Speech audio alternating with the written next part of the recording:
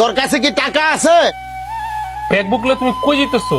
তোর এই অভাবের সংসারে আমি আর থাকুম না, আমি আমার বাপের বাড়ি চলে যাইতাছি। তুমি আমার ছেড়ে তোমার বাপের বাড়ি যাইবা? মানে আমার এত দিনের ভালোবাসা, আমি তো শুনছি অভাব যখন দরজা দিয়ে ঢুকে ভালোবাসা বলে জালনা দিয়ে বাইরে যায়, আমার লগে এটা ঘটলো। তোর ভালোবাসার মুখের দিকে তাকায় তো এতদিন ছিলাম, এমনি জীবন চলবো না। তুমি আমার আর কয়টা দিন সময় দাও, দেখবো সব ঠিক হয়ে যাবো। আবেগ দিয়া জীবন চলে না, জীবন চালাইতে হইলে দরকার টাকা, দরকার সংসারের সব জিনিস। তুই যতদিন না সংসারের সব জিনিস ঠিক মতো আনতে না পারস, এতদিন আমি কেন কোনো মায়ে তোর সংসার করবো না। বোমা কি হয়েছে? কি হয়েছে আমারে না জিগাইয়া আপনার পোলারে জিগান। তুই চুপ করে আসিস কেন? ব্যাগ গুছে কই যাইতাছে? কি কইব? কিছু কনের মুরুদ কি আপনার পোলার আছে?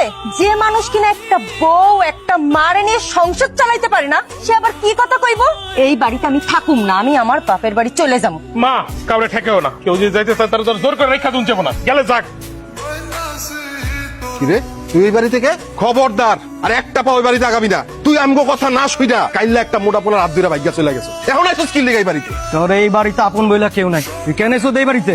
কেন ভাই, আমি তোমাদের কাছে আইছি। তোমাদের শরীরে যে রক্ত বইতেছে সেই একই রক্ত তো আমার শরীরেও বইতেছে। এই রক্তের বাঁধন কি তোমরা অস্বীকার করতে পারবা? অস্বীকার করতে পারুম না কেন? তুই যখন কাইল্লা একটা মোটা পোলারে বিয়া করে চলে যেতে পারছস, আমাকে রক্ত অস্বীকার করতে পারছস, এখন আমরা অস্বীকার করতে পারুম না। কিন্তু তুই আমাকে কেউ না। এখন বুঝতেছি তোমাদের কথা না শুই না আমি কত বড় ভুল করছি। এর জন্য তো ওর সংসারের মুখে ঝাড়ু দিয়া আমি চিরদিনের জন্য এই বাড়িতে আয়া পড়ছি। তুমি কইলা আর আমরা বিশ্বাস করলাম না? কয়দিন বাদে তো তুমি ঠিকই যাইবা। এইসব নাটক ফাটক আমাকে সামনে করো না, তোমার নাটক করন লাগবে না, তুমি এখনই যাও যাও।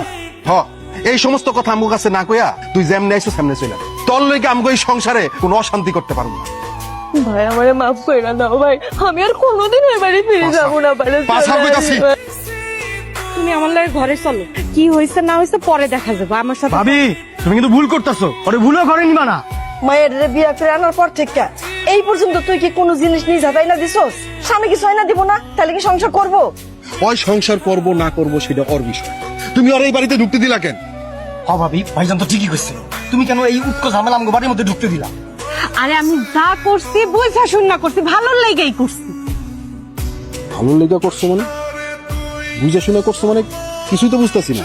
আচ্ছা ভাবি কত, তুমি এমন কি ভালো লেগে করছো একটু বুঝা কও। আরে দোষ না, এখন আমগো কাছে সোনার ডিম পাড়া হাঁস। আমি তো কিছুই বুঝতেছি না। ও তো এই বাড়িতে থাকলে আমাকে লস, ও যদি এই বাড়িতে না যায়, এই বাড়িতে খাইবো দাইবো পড়বো, এ তো আমাকে লস। আরে লাভ করতে গেলে তো একটু লস দিতেই হইব। ধরো 6 লাখ টাকা আমরা হাতে পেয়ে যাবো, তখন আমগো সব লস উসুল হয়ে যাবে। 6 লাখ? তোমার ভাইরে দিয়ে কাবিনে 6 লাখ টাকা লেখা নিছিলাম। জোসনা এখন আমগো কাছে 6 লাখ টাকার মালিক। যেমনি হোক, 40 টাকা হোক, ওর বাড়ি থেকে যেমনি 6 লাখ টাকা আদায় করতে হবে।